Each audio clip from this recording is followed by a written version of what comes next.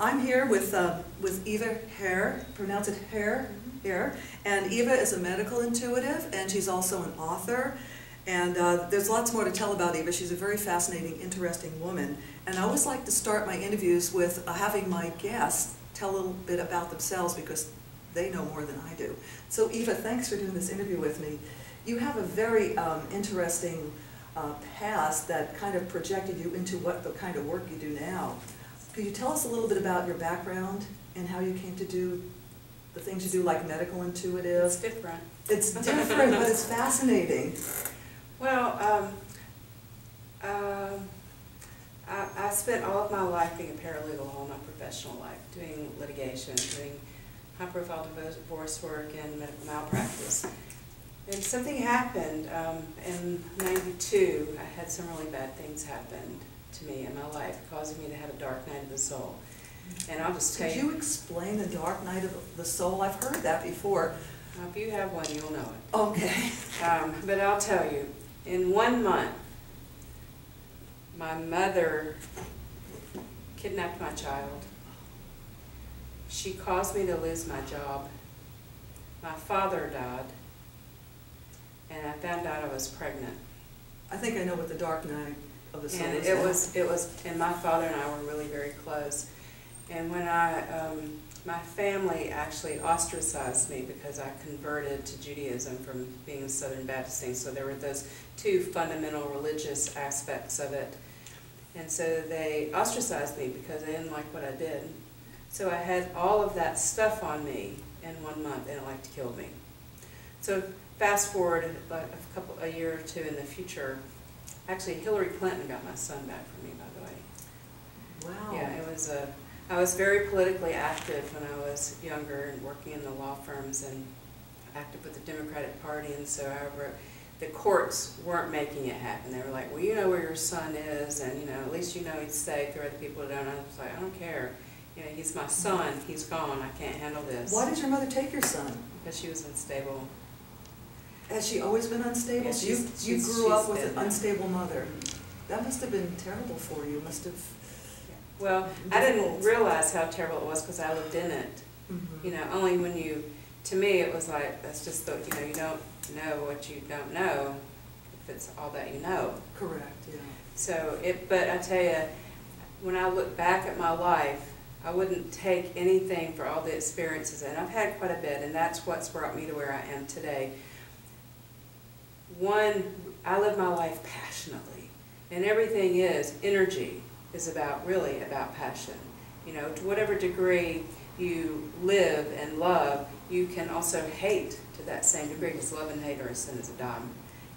If you're swinging a swing, however high the swing goes and upwards, you're going to come back that same amount, up and back, up and back. It's going to be the same. So life is all about learning how to walk the line, not live so far outside the lines, because to whatever degree that you do that, energy doesn't stop, it just changes forms. And so I had to learn to walk down the middle of the road, and that was a hard thing for me to do because I lived my life. I knew the president, I dated a rock star, I went out with ZZ Top, Billy Gibbons and ZZ Top. I lived life in the fast lane. Well, it sounds like you just turned things around. You had a horrific beginning, and yet some people would just wipe them out. What is it about you that instead of let it kill you or destroy you, it made you stronger? Well, people think that you have free will. You don't. Can you explain that? Yes, I can. And I'm just going to tell you the truth, and this is not a secret, because my life is an open story, because I use my life to help other people know that they can have hope. And I didn't get to tell you another part of the story. So I seem to have, how Daniel Brinkley dies about every 7 years. Well, I have dark nights of the soul every 7 years or so. Really dark nights of the soul. So the last one that I had was my daughter got raped by a gang at gunpoint, and she was only 15. And she didn't tell anybody, and then she started using street drugs and got a really bad addiction and started cutting and stuff. It was horrible. And I found her dead in her bed. And I was able, fortunately, and the most amazing story had happened, I worked for this horrible lawyer, and I couldn't stand him and he couldn't stand me, and I lost my job. on a Wednesday. The next morning, my house was a big house. It was 3 levels, and I had an in-law suite in the basement, and I was down there, had my room down there at the time. And I didn't hear her come down the stairs to go to school. So I got mad because I thought, damn it, you know, she's late, she's not going to school. At this point, you didn't know that she'd been attacked. So I got up and went upstairs to get her up, and she was dead. Any other day for the past 30 years, I would be at work. So you were meant to be home. I was meant to be home. Yeah, but you couldn't. And not only that, but at this job, you know how employers do something for their employees every so often? Well, they had brought somebody in from the Red Cross and given everybody CPR the week before. I've never had I'm 53 years old, and I've never had a CPR class in my life. And I took a CPR class and got certified the week before. I mean, go figure. Yeah. You know, what is that? So, you know, I learned to finally to walk down the middle of the road. Stop living like, and I would go out and save the world. My son went to Iraq, and when he came back, I didn't like the way the Army was treating these soldiers. They were doing bad things to these soldiers, and I don't want to go into that. But I started doing things. I can make things happen. I don't know how, but I just seem to be able to do that. I went all the way to the president's office about these problems with these boys. And, you know, I take things on, and I move, and I rock, and I shake. So I've learned, you know, in consciousness, everything is perfect, and all these people have to go through these lessons, including myself, to learn something. Stop taking this right to learn away from people. Just be. So that's not all. So when I was going through these things, before I learned this lesson, there got to be a point where I didn't think I could handle it anymore. Could I ask you, chronologically, you had all those terrible things happen in '92, and there are things that maybe because of this has happened within the last 3 years. Okay, because I would say because of your advocacy, you could do something about it, like maybe get your son back, but the way your daughter died and everything, you can't bring her back, but did you? I did bring her back. She was dead and hard as a rock, and I brought her back. They said, we have no idea how she's here. Is she living? Yes. I'm happy and surprised. What I did for that was she had a terrible addiction, and she was self-mutilate. Every day, when she would take a razor blade and slice down to the bone, it was awful. Yeah. And it was just awful. So what I did was I used my daughter, every life experience I use it to help and to learn and to teach other people. We cured her addiction and her deep, dark depression using food and energy.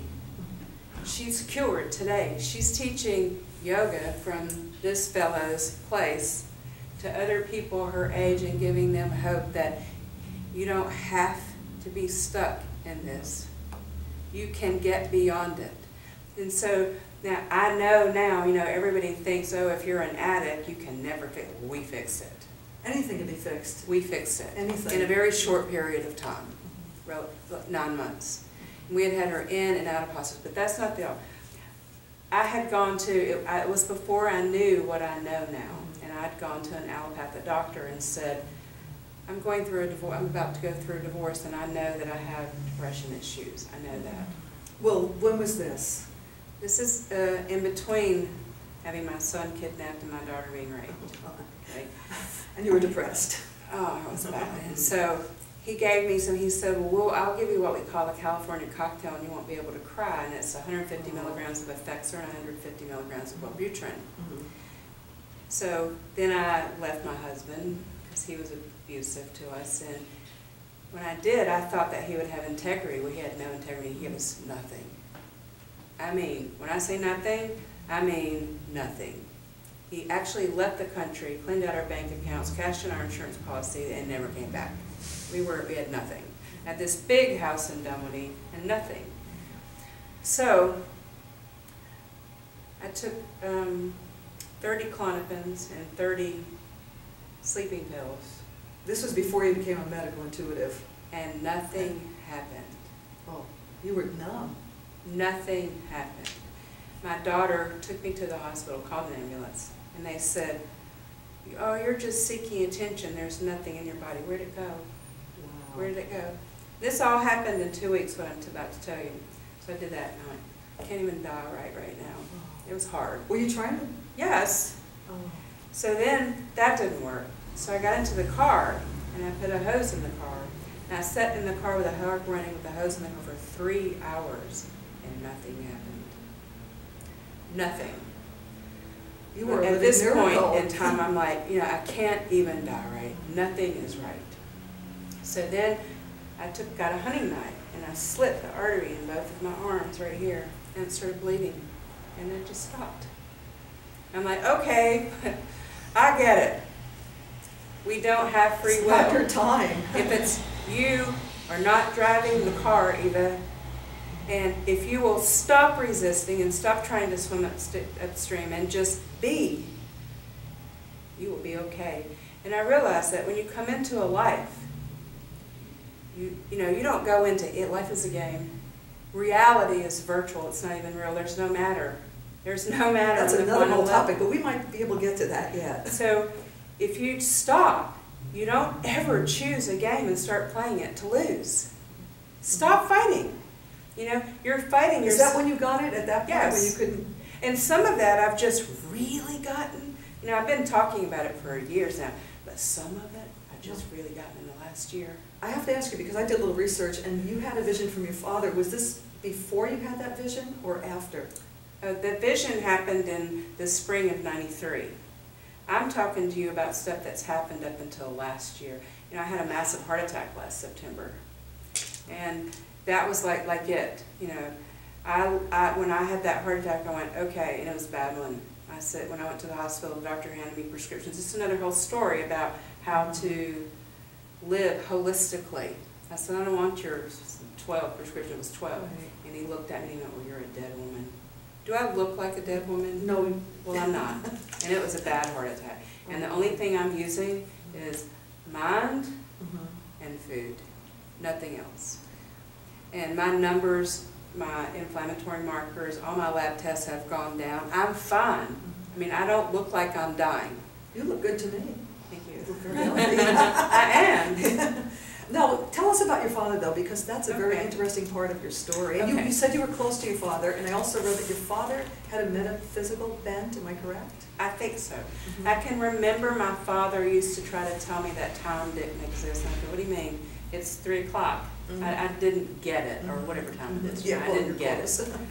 And so I know that he had that, and I know that he was an old soul. I could see it, but I didn't know what I knew now, so I didn't have words. Or, you know, there's no language really that adequately depicts what you feel. What made you feel he was old soul? And when we say old soul, that's somebody that we feel that's been around many lifetimes and it's evolved more spiritually. Yeah, he had takes on life that were full of compassion and empathy, and that was that was everything to him. His compassion, and he hurt deeply when one of his humanitarian rules were violated. I could see it. He was very empathic. Yes. You know? Yes. So what happened was, it was after my son came back to me. It was about a year after he came back, and I just went to bed. I was working on a case. I freelance paralegal work, and I was working till about 2 o'clock in the morning, and I went to bed. And I can remember it was the spring, and I had a floor fan going. It was too cold for for air conditioning, but too warm for heat, so I had this fan. I could hear it. And so I know I wasn't fully asleep because I was aware of that. And the next thing, he was standing there. Your father. And he said, I said, what are you doing here? You're dead. How long had he passed? How long ago? Maybe it was 95, spring of 95, it was 3 years. You'd been gone 3 years, okay. Yeah, 2.5 or 3 years. And he said, well, sometimes when you have something you need to take care of, God lets you come back, and I didn't get to tell you that I loved you. And he said, I didn't raise you right. And I said, what do you mean you didn't raise me right? And I grew up a Southern Baptist, and I had just converted to being a conservative Jew. Now I'm nothing, I'm just spiritual. I try to walk my talk. I'm curious about that, but we'll move on. So he said, there's no burning hell. And I went, well, what is there? And if there's not that, because we didn't study that when I converted, I just learned how to keep kosher. The next instant, I was on the other side. So it was very much what I would imagine a near-death experience would be, except I didn't have to die. Okay, so you actually left your body at that point? Who knows? Okay, but you felt like you were in an altered state? I was not here. Okay. I mean, my body might have been here, but I was not Okay, here. with your father.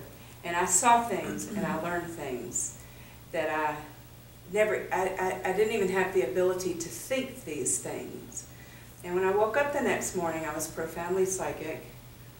And I knew Raymond Moody, Norm Shealy, and Daniel Brinkley, and I'd never heard of them before. Today, as it turned out, Raymond lived on the same road as my grandmother in Alabama, and I just never knew it. Yeah, he does work in near-death experiences. Yes.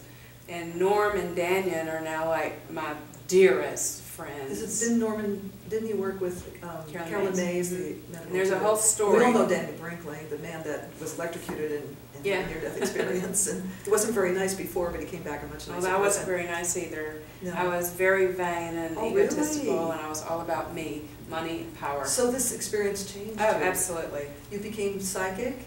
I became profoundly psychic. How did you know? I mean, you woke up the next morning and would you have visions, or what happened? Well, it was like, and it's hard to describe, but it was like somebody had taken a CD with quantum mechanics and alternative medicine, put it in my brain and downloaded it. I just knew all this stuff. And I actually thought I was going crazy. I checked into a hospital. I thought I was losing. I thought, okay, life has calmed down. All the stuff that my mother done to me is caught up, and I'm falling off the edge. Yeah. But I hear, you know, everybody can do it. I'm not special. But the way I have my ability is I hear auditorily. I literally hear sentences in my mind that I can actually dialogue with. And I get information, like I can do a medical intuitive for reading for you. And if I tell you that I can read you, and we both know it in the first 5 minutes. Okay, you can't read everybody, but some people you can. Most people, every once in a while I'll come across somebody that I can't read. I don't know why, it's just the way it is. But if I tell you I can read you, I have about a 95% accuracy rate. Inevitably. Even if you tell me you don't have it right that moment, within 2 years you're going to call me back and say, if I only listened. Don't you find that people that become well, like I agree with you, we all have those abilities, but sometimes it's triggered by some kind of traumatic experience, like a... Without exception, almost. I mean, you either come in with it, or something happens.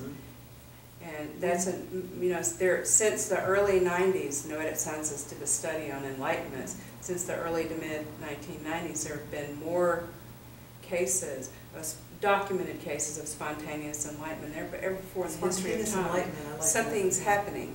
Yeah. Something's happening. So did you feel an obligation since you started getting these gifts to help other people? You said you weren't a nice person. When did you become nicer? Overnight. Overnight. Literally, when I woke up, I was a different person the next morning when I woke up. It changed me immediately. My husband left me because of it. He said, that's why all those things happen. I don't want you to be this person. Where my husband was a celebrity, a professional tennis player. He liked the country club life and the keeping up with the Joneses, and immediately all of that stuff was gone. He didn't, and all I cared about was humanity and what can I do to contribute to the world. And he didn't like that. He wanted that materialistic wife back on his arm. But, you know, why would I want to go back to that? If I had, and I was in bliss for about 6 months, literally. You know how it feels when you have an orgasm? It felt like that without the sex. I mean, like an electric... Yeah, it was incredible. For 6 months, I went, why would I want to give that up? So metaphysically speaking, did you vibration raise, or how do you describe what happened to you? I mean, you felt it physically, you felt it body, mind, and spirit. I mean, how did it manifest? Every way in my life. It was like I blinked my eyes and saw the world different. I blinked my eyes and I could see the world through other people's eyes. So you felt connected, and that's what we're all interconnected, although most of us don't feel that. It was more than that. It was, I could see how anything that I did, things that I thought, behaviors that I might have, it was like I could see it and feel it through the other person's body, so that I didn't want to do that anymore. I was like very careful. Overstimulated, wouldn't you be? It was like, I wanted to be very careful how I treated other people. Okay, I see what you're saying. But yes, it's so overstimulated me. I'm a recluse now. I live in the middle of a national forest down a dirt road, and that's why. So you need a breathing space. You need to It's like I'm so again. psychic. I feel like I have bull horns at my ears when I get around. Yeah. You know, You hear that about healers stimulation. too. They take on everybody's energy and they need to go away and regroup. That sounds like what you're doing. So what are some of the wonderful things you've been doing since you've had this experience? Oh, I do this radio show every week on BBS And it's Radio. called? It's called Infinite Consciousness. Infinite Consciousness. You can get it through my website, which is evaher.com. Mm-hmm. But I have kind of a very rigid format because I have an agenda. It is my when I woke up from that experience, words are no problem. I wanted to change the world. You know, I told everybody about it, and like everybody doesn't. Did you tell everybody? That's interesting because some. Thought I was see, crazy. I'm like you. I probably would have told everybody, but because I don't care what people think. But a lot of people would say they're going to think I'm crazy. I'm not. Well, they did think I was crazy, and but it's this normal thing that happens to people who have these experiences, and this is a very important thing because we are having more and more of these experiences, and people do feel like they need to go out and save the world. Well, there's nothing for you to save. I need to tell you that.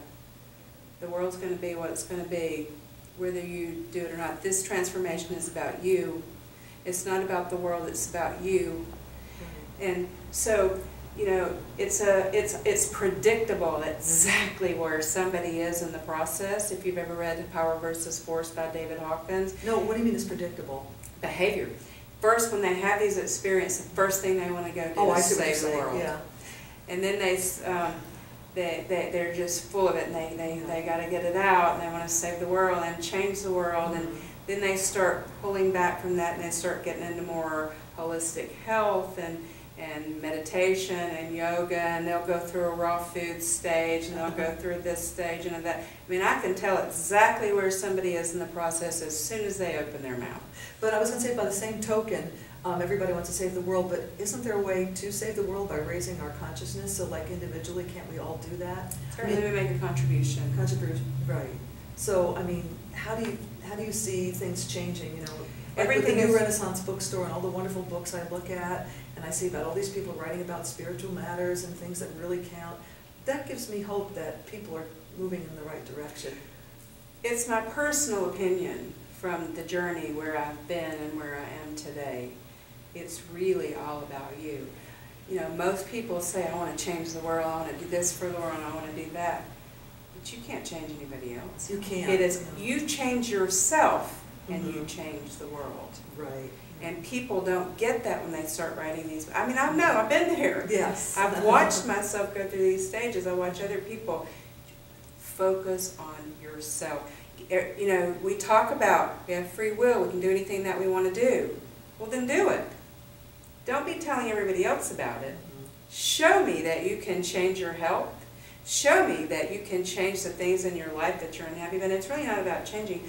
Many times it's really only about submission to what is. Explain that. Okay. Yeah. Okay, here's a story that I tell. Imagine that you're a 2-year-old sitting in a car seat, strapped in a car seat in the back seat of a car with a little yellow steering wheel, and you're driving. And you're happy. And Source, or mother or father, whoever's in the front seat driving, and you come up to a 4-way stop, and the playground's on the right, and the grocery store's on the left. You go, yeah, I'm going to the playground. And they go, oh no, we're going to the grocery store. At that moment, there's your free will. Are you going to pitch a fit because you're not going to the playground? You start turning that steering wheel. At that moment, you learn you're not driving the car. Your steering wheel doesn't work. So your free will is to choose, are you going to pitch a fit? And if it were me, your mother, I'd turn around and spank your legs. Or you go, okay, happen. We're not going today. It's okay. That's a great analogy, meaning like things happen in life, Source, your mother or God or universe, things will happen that you can't change. So if you go with, you're better off going with the flow than trying to resist it. Exactly, because you're not going to change it. Mm-hmm. You will change things because energy doesn't stop, it just changes form. So when you act up and throw that fit, if you choose to do that, thought is like a revolving door, okay? It's energy. I like to make an analogy of protons and electrons, okay? So imagine good thoughts are protons coming in, and it's probably not, but it's a good analogy. It's okay. Because protons are positively charged molecules, electrons are negatively charged molecules. And imagine a revolving door going in and out, in and out, in and out, and thought does exactly that. Every time you think of thought, and it flips one of those neurons and makes that charge jump from synaptic gate to synaptic gate. A charge goes out and in, out and in. So when you pitch that fit, imagine that you just fired off a bunch of electrons. And when you just sent out some negative energy, it is going to come back. Can't help but, it's just physics. Or if you go, okay, it's okay, you're going to send out a positively charged molecule, and it will come back. So you're creating every moment right now, depending on exactly what you do in this moment. And it might not come back for 10 years, but I can promise you it's coming back. That's pretty much the law of attraction. Yes. You know, because everything is energy. What you put out, you're like a magnet, you're going to bring it back. And that's why I try to tell some people close in my life that you keep telling me that you're lonely. If you keep focusing on being lonely, you'll be lonely the rest of your life. Focus on what you want, not what you don't want. Just be in the moment and the right thing will come along. Because I can tell you something. Sometimes what you want, you don't put in the longitude and the latitude, so it doesn't come back exactly like you want it, and you don't know that, so you get something that you thought you wanted that you really don't want. So just... Could you give us an example? Okay. I thought that I wanted to go on the college lecture circuit. I have a fabulous book, consciousness book. I have the best endorsements. What's the name of it? We didn't put It's it called out loud. Consciousness, Bridging the Gap Between Conventional Science and the New Science of Quantum Mechanics. Yep. It is a very unique book from a very unique perspective from the greatest minds in physics living today. So you interviewed... I interviewed hundreds of 100 people and narrowed it down to 12, I think. And I thought that's what I wanted to do. And so one day, and then I started getting out of where I live, and I said, you know what, I'm not sure I want to do this. God, if you want me to do this, then you better make it happen, because I'm quite happy planting tomatoes out in my garden. And by the way, I want proof that you hear me, consciousness. And the way I want that proof is, I want to see a red bird. Well, the next morning at 6 o'clock, there's a door in my bedroom that goes to the outside. And the next morning at 6 o'clock, there's this knocking on my door, and I'm like, it's like incessant. Sounds like a woodpecker. And so I get up and look out, and it's a red bird on my door. It's smashing itself into the window. That's been about, it was right when I met Deb at New Renaissance Bookstore, because 3 days later, Evan Alexander's publicist connected us, and she invited me to her store, just kind of like out of nowhere, because I said, you better make this happen if you want it to happen, and then here they called me. And then so every day for the past 6 or 9 months, every single day, that red bird is knocking on my door. It goes to my back door, then it goes to my front door, then it goes to my car doors, and it poops all over my car. I mean, if any given day you look at my car, it's covered in white bird poop every day. So you could have thought of another signal instead of red bird, maybe. So I got another song. I got the red bird, yeah. And no matter who I asked, can I come and give a lecture at your place, they said yes. And as soon as it started happening, I'm not interested in doing it anymore. Oh. I want to plant tomatoes. That's an interesting story. So, you know, I flew to the other side of the country to come and give this lecture, and then suddenly it's like, okay, I don't need to do that anymore. I think we've got about 5 minutes. Not that this isn't interesting, it's fascinating.